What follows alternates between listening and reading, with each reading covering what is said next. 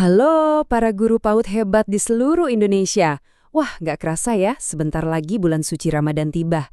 Ini nih, saatnya kita siap-siap bikin kegiatan yang seru sekaligus bermakna buat anak-anak didik kita. Nah, kebetulan pemerintah udah ngeluarin panduan resminya. Biar nggak bingung, yuk kita bedal bareng-bareng poin-poin pentingnya supaya kita bisa nerapin di sekolah dengan gampang dan pastinya kreatif. Nah, ini dia nih dokumennya. Yang perlu kita ingat, ini bukan sekedar imbauan biasa loh. Ini adalah panduan resmi yang dikeluarkan bareng-bareng oleh 3 kementerian sekaligus. Jadi inilah acuan kita bersama untuk menciptakan pengalaman Ramadan yang lancar, seragam, dan tentunya penuh makna buat anak-anak di seluruh pelosok Indonesia. Oke, biar gampang kita ngikutinnya, pembahasan kita bakal dibagi jadi 5 bagian utama. Kita mulai dari kenalan dulu sama surat edarannya, terus kita intip jadwal-jadwal penting, cari inspirasi kegiatan di sekolah dan di rumah, dan terakhir kita bahas apa aja sih peran kunci kita sebagai guru. Yuk kita mulai. Baik, kita langsung masuk ke bagian pertama.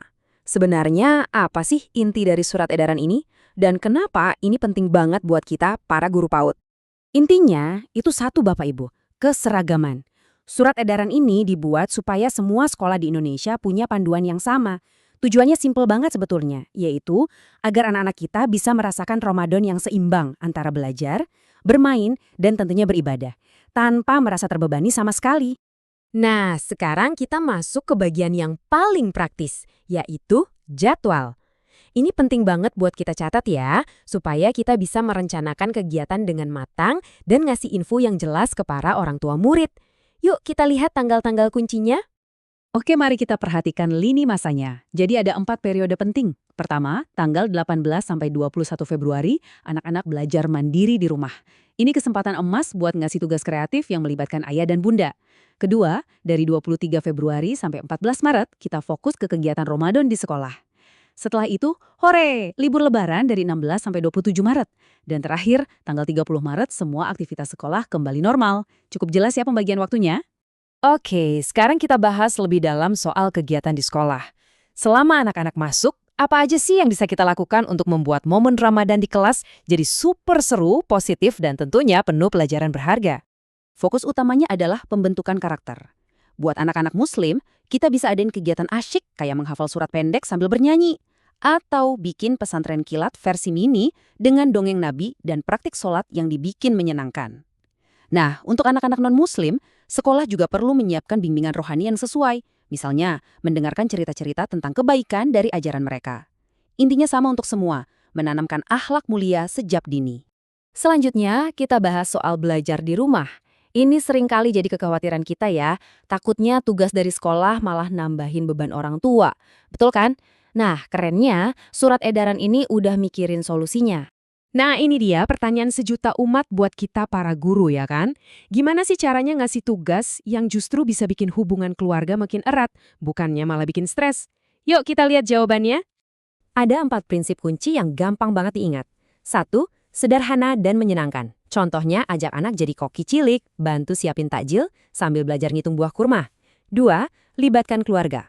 Mungkin bisa bikin pohon kebaikan dari ranting, setiap hari anak nempalin 1 daun kertas setiap kali berbuat baik. 3. Tanpa beban finansial. Manfaatin barang bekas kayak botol plastik buat bikin lentera Ramadan. Dan 4. Minimalkan gawai. Ajak mereka bikin buku cerita Ramadan pakai gambar tangan mereka sendiri. Jauh lebih kreatif dan gak melulu liatin layar. Oke, kita sampai di bagian terakhir. Di sini, kita akan lihat apa aja sih tugas spesifik kita sebagai guru. Anggap saja ini semacam checklist pegangan kita bersama untuk memastikan semua berjalan mulus. Intinya begini, panduan ini tuh bukan aturan yang kaku. Justru, surat edaran ini memberi kita, para guru, ruang untuk berkreasi dan melakukan penyesuaian. Kenapa? Karena kitalah yang paling tahu gimana cara terbaik menerjemahkan aturan ini jadi kegiatan yang pas dan menyenangkan buat anak-anak di kelas kita masing-masing. Jadi, ada 3 penyesuaian penting di kelas. Pertama, kurangi kegiatan fisik yang berat. Mungkin lari-larian di lapangan kita ganti dengan senam ringan atau yoga anak di dalam kelas. Kedua, pakai asesmen formatif. Ini bukan ujian loh ya, cukup kita amati saja, misalnya saat anak cerita pengalamannya puasa, atau saat mereka mau berbagi mainan. Dari situ kita bisa lihat perkembangan mereka. Dan yang paling penting, berikan dukungan ekstra untuk anak-anak berkebutuhan khusus, pastikan mereka juga bisa menikmati setiap kegiatannya. Dan kutipan ini rasanya merangkum semuanya dengan sangat indah. Pada akhirnya, tujuan besar kita bukan cuma bikin anak pintar secara akademis, tapi juga membentuk generasi yang sehat, baik fisik maupun mentalnya. Inilah semangat di balik semua panduan ini. Jadi, setelah kita kupas tuntas semuanya, pertanyaannya sekarang kembali ke kita. Panduan ini ibaratnya adalah kerangkanya, tapi sihirnya itu datang dari kreativitas kita di dalam kelas. Jadi, bagaimana cara Anda akan membuat Ramadan tahun ini menjadi pengalaman yang tak terlupakan untuk anak-anak didik Anda? Mari kita bersama-sama jadikan Ramadan ini yang terbaik untuk mereka. Selamat berkarya guru-guru hebat!